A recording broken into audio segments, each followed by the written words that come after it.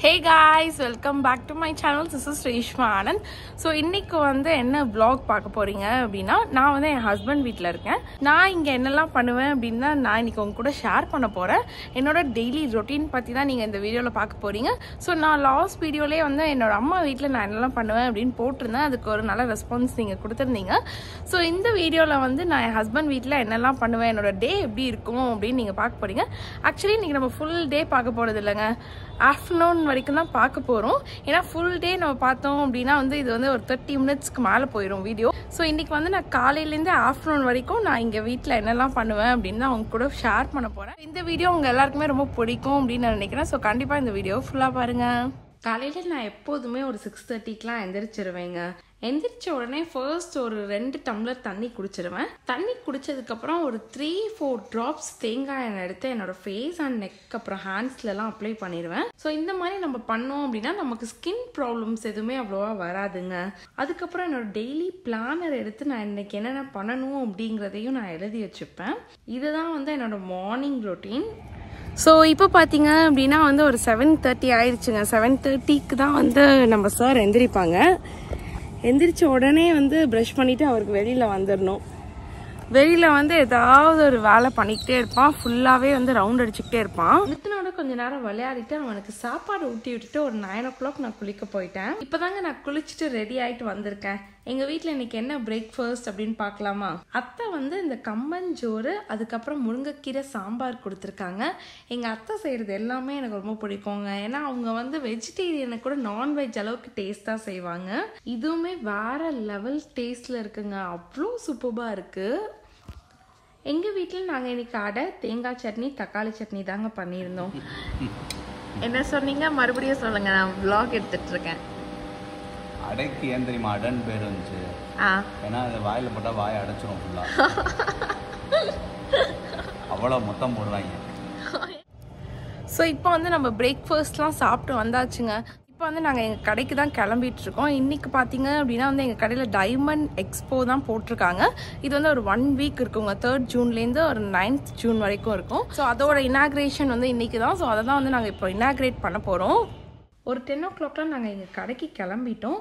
அங்கே ரீச் ஆனதுக்கப்புறம் ஒரு 10:30க்குலாம் வந்து நாங்கள் டைமண்ட் எக்ஸ்போ இனாக்ரேட் பண்ணிவிட்டு நாங்கள் கேக் கட் பண்ணோங்க. நித்தின் வந்து எப்போதுமே கேக் கட் பண்ணும்போது பயங்கர எக்ஸைட் ஆயிடுவான். அவனுக்கு கேக் கட்டிங் அப்படின்னாலே வந்து யாருக்கோ பர்த்டே அப்படின்னு அவன் நினச்சிப்பான். ஸோ இன்றைக்குமே வந்து பயங்கர எக்ஸைட்டடாக கேக் கட் பண்ணிகிட்டு இருந்தாங்க. நாங்கள் இருக்க டைமண்ட் செட்ஸ்லாம் பார்த்த உடனே எனக்கு திடீர்னு நம்ம சைட் காது குத்திக்கலாம் அப்படின்னு தோணுச்சு. ஸோ அதனால் உடனே நான் டிசைட் பண்ணி சைட் காது குத்திட்டேன். நான் ஆல்ரெடியே வந்து சைட் காது ஒன்று குத்திருக்கேங்க. ஸோ அதுக்கும் மேலே தான் வந்து நான் இன்னைக்கு குத்துனேன். ஃபர்ஸ்ட் ஒரு காதுக்கு குத்தும் போது எனக்கு சுத்தமாகவே வலியே தெரியலங்க. சிரிச்சிட்டு ஜாலியாக தான் இருந்தேன். பட் இந்த சைடு நம்மளோட லெஃப்ட் காதுக்கு குத்தும் போது தான் லைட்டாக எனக்கு பெயினே ஃபீல் ஆச்சு. ஒரு வழியாக சைட் காதெல்லாம் குத்திட்டு நாங்கள் வீட்டுக்கு கிளம்பி வந்தாச்சு. இதில் நீங்கள் பார்த்தீங்க அப்படின்னா வந்து உங்களுக்கு டீட்டெயில்டாக தெரியுங்க நான் எந்த சைட் குத்திருக்கேன் அப்படிங்கிறது. நான் வந்து இப்போ தாங்க கடைக்கு போயிட்டு வந்தேன்.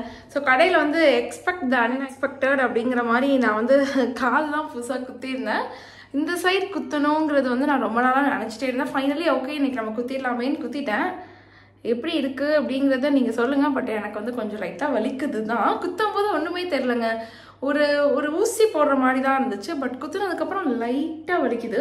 ஸோ இப்போ என்ன பிளான் அப்படின்னு பார்த்தீங்கன்னா வந்து நான் ஃபிஷ் தம் பிரியாணி தான் செய்ய போகிறேன் என் ஸ்டைலில். இது வந்து நான் 2nd டைம் செய்கிறேங்க. ஆல்ரெடி நான் குக்கரில் பண்ணியிருக்கேன். இன்னைக்கு வந்து நம்ம ஏன் ஒரு தம் பிரியாணி ஸ்டைலில் பண்ணக்கூடாது அப்படின்னு தான் பிளான் பண்ணி வச்சுருக்கேன். ஸோ நம்ம வந்து இப்போ ஃபிஷ் பிரியாணி செய்ய ஸ்டார்ட் பண்ணலாம். எப்படி செய்கிறது அப்படிங்கிறத இப்போ பார்க்கலாம். ஃபிஷ் பிரியாணி பண்ணுறது ஓரளவுக்கு ஈஸி தாங்க. நான் வீட்டுக்கு வரத்துக்கு முன்னாடியே வந்து இந்த மாதிரி ஃபிஷ் ஃப்ரை பண்ணி வச்சுட்டாங்க.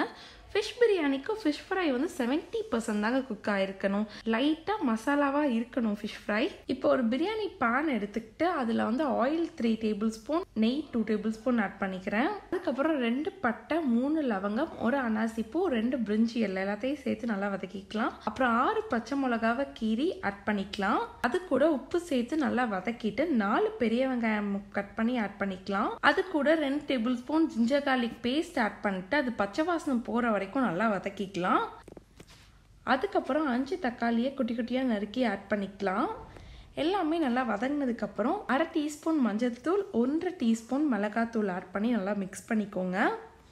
அதுக்கப்புறம் 1 டேபிள் ஸ்பூன் தயிர் ஆட் பண்ணிக்கோங்க. எல்லாத்தையும் நல்லா மிக்ஸ் பண்ணிவிட்டு கொஞ்சம் புதினா கொத்தமல்லி சேர்த்து நல்லா வதக்கிக்கோங்க.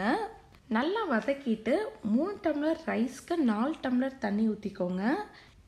எல்லாத்தையும் ஆட் பண்ணிவிட்டு ரைஸ் 70% குக் ஆகுற வரைக்கும் ஃபுல் ஃப்ளேம்லேயே வச்சுக்கோங்க.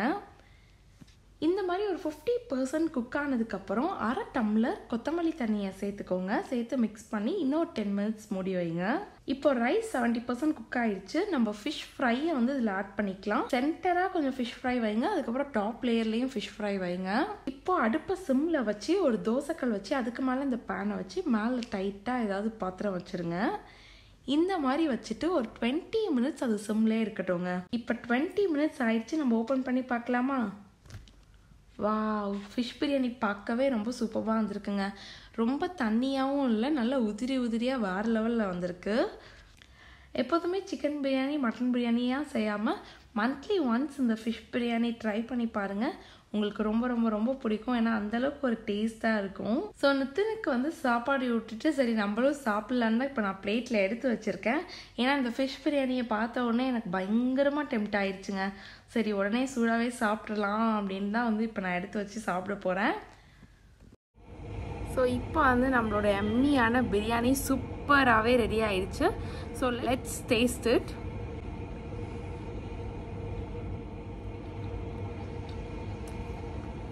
ரொம்பவே சூப்பராக இருக்குங்க. தக்காளி சாதம் மாதிரி வரும்னு நான் நினச்சேன், பட் அந்த மாதிரி வரலாம். மீனோட எசன்ஸ் வந்து சூப்பராக இறங்கியிருக்கு. இந்த பிரியாணியில் ஆக்சுவலி எனக்கு என்ன ரொம்ப பிடிச்சிருக்கு அப்படின்னு பார்த்தீங்கன்னா அதோட ஃப்ளேவர் தாங்க. ரொம்ப அந்த மீனோட எசன்ஸ்லாம் செம்மையாக இறங்கி சூப்பர் ஃப்ளேவரில் இருக்குது. நீங்களும் ஒரு நாள் கண்டிப்பாக ட்ரை பண்ணி பாருங்கள். ஸோ இன்றைக்கி வந்து இந்த குட்டி DIMLல வந்து நம்ம நிறைய விஷயம் பார்த்தோம். பட் நித்தனை பற்றி அவ்வளோவா பார்க்கல. ஏன் அப்படின்னு பார்த்தீங்கன்னா வந்து நான் நித்தனோட வ்ளாக் அவனோட DIMLல வந்து தனி வீடியோவில் போடலாம் அப்படின்னு சொல்லிட்டு இந்த வீடியோவில் நான் அவ்வளோவா நான் காட்டல. இன்னைக்கு டே பார்த்தீங்க அப்படின்னா வந்து நான் நிறைய விஷயம் புதுசாக ட்ரை பண்ணது தாங்க. ஸோ இந்த காது குத்துறதா இருக்கட்டும், என்னோட ஃபிஷ் பிரியாணியாக இருக்கட்டும், எல்லாமே வந்து நான் புதுசாக ட்ரை பண்ணது தான். பட் எல்லாமே வந்து இன்னைக்கு ரொம்பவே சூப்பராக அமைஞ்சிச்சு எனக்கு. ஸோ இப்போ வந்து நான் சாப்பிட்டு முடிச்சுட்டு ஆப்வியஸாக வந்து நான் நித்தனோட தூங்க போயிடுவேன் கொஞ்ச நேரம். ஸோ என்னோட ஈவினிங் ரொட்டீன் பற்றி நான் ஒரு தனி வீடியோ போடுறேங்க. ஸோ இந்த வீடியோ உங்கள் எல்லாருக்குமே ரொம்ப பிடிச்சிருக்கும் அப்படின்னு நினைக்கிறேன். இந்த வீடியோ உங்களுக்கு பிடிச்சிருந்துச்சுன்னா இந்த வீடியோ லைக் பண்ணுங்கள், ஷேர் பண்ணுங்கள், அந்த சேனலை சப்ஸ்கிரைப் பண்ணுங்கள். Thank you so much. பாய்.